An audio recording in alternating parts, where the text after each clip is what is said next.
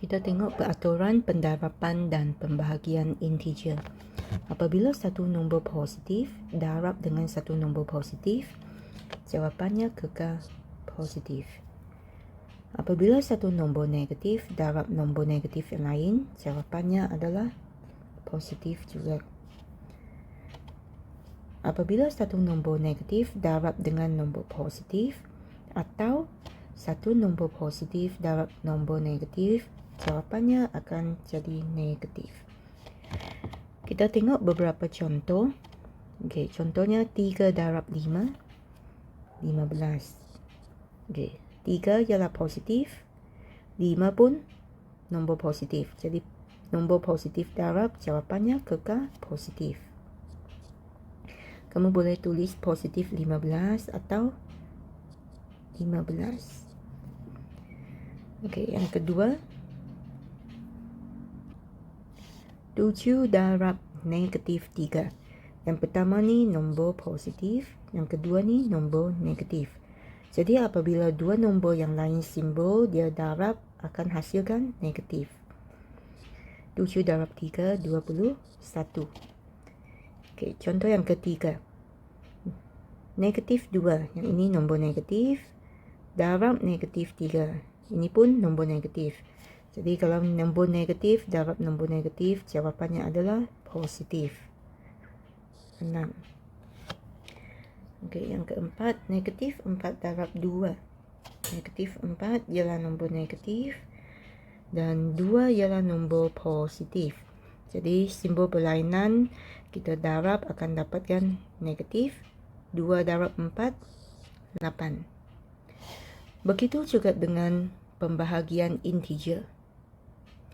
Apabila kita bahagi dua integer, kita tengok integer itu adalah positif atau negatif. Okey, kalau ini 20 bahagi 5, kedua-dua integer ini adalah positif. Jadi jawapan tu mesti positif juga.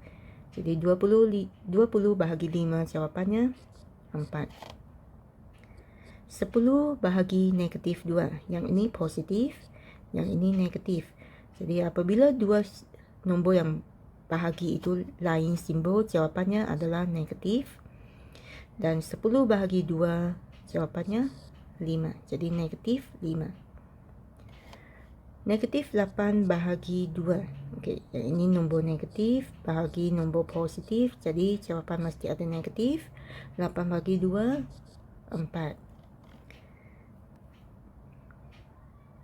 Okey, lepas tu negatif 6 bahagi negatif 1. Kedua-dua ini adalah nombor negatif. Jadi negatif bahagi negatif, jawapannya positif. 6 bahagi 1, 6. Sekarang kita tengok gabungan operasi terhadap integer. Okey, dia ada prosesnya yang tertentu. Kalau soalan tu ada kurungan, kita mesti selesaikan kurungan dulu. Seterusnya kita selesaikan darab atau bahagi dan akhirnya tambah atau tolak. Sekarang kita tengok contoh yang pertama. Apabila ada dua simbol yang bergabung begini, kita perlu gabungkan. Okey, jadi negatif jumpa negatif, jawapannya positif. Jadi di sini negatif 8 tambah 3, yang ini jadikan dia tambah 2. Okey, jadi di sini untuk soalan ini tak ada kurungan, tak ada darab atau bahagi, hanya melibatkan tambah dan tolak.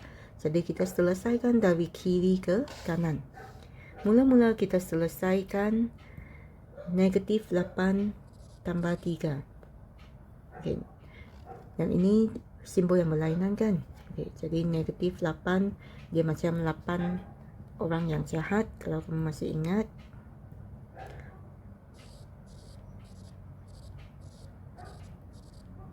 Dan positif 3 merupakan 3 orang baik.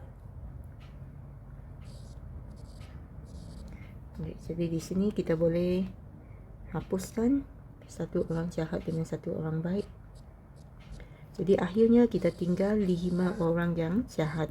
Jadi jawapannya negatif 5.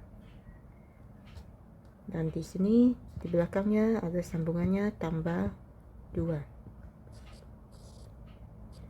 Jadi negatif 5 tambah 2. Yang ini 5 orang jahat dan 2 orang baik. Jadi kalau dia lawan, orang jahat mesti menang dan ada 3 orang yang akan lebihkan. Okey, jadi di sini negatif 3. Okey, kita tengok soalan 2. Negatif 4 tambah 3 darab negatif 2. Okey, di sini kurungan ini dia hanya satu nombor di dalam, jadi tak payah kamu selesaikan. Okey, lepas tu dia ada simbol darab. Kalau ada darab, kita mesti utamakan dulu. Kita mesti buat dulu dari kita banding dengan positif ini. Jadi kita akan selesaikan yang bahagian ini. Okey, yang negatif 4 ini kamu tulis dulu. 3 darab negatif 2, jawapannya negatif 6. Jadi kita tulis negatif 6 begini. Negatif 4 tolak 6. Okey, ada 4 orang jahat sebab ada simbol negatif di depan 4. Dan 6 ini pun negatif. Okey, 6 orang jahat. Wow, jadi banyak orang jahat kan? Jumlah orang jahat tu ialah 10. Jadi negatif 10. Kita tengok contoh yang ketiga. 2 darab 3 tolak 5. Yang ini di dalam kurungannya ada 2 nombor. Jadi kita mesti selesaikan yang di dalam kurungan dulu. Jadi 2 darab 3 tolak 5. Okey, 3 ni macam 3 orang baik. Dan 5 ni sebab ada simbol negatif ini, dia ialah 5 orang yang jahat. Okey, kalau mereka lawan, mesti yang lebih tu menang. Jadi jahat menang. Menang 2 orang.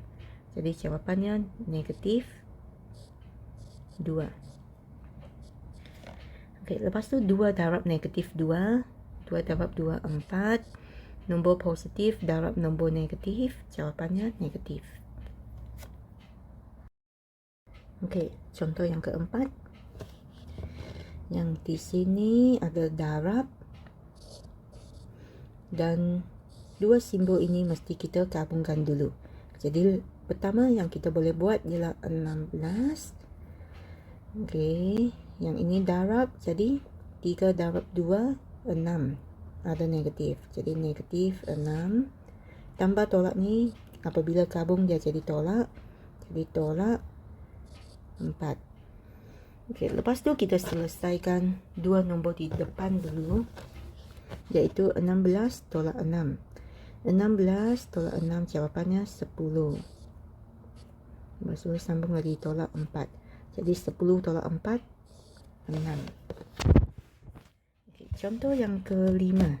Negatif 2, negatif 3 dalam kurungan. Jadi mesti selesaikan yang di dalam kurungan dulu. Okay, tolak 2 tolak 3 maksudnya 2 orang jahat. Lepas tu 3 orang jahat. Sebab kedua-dua nombor ni ada negatif di depannya. Jadi jumlah orang jahat ni 5 orang jahat. Okey, negatif 5. Darab 5. 25 dan simbolnya ada negatif sebab nombor negatif darab nombor positif.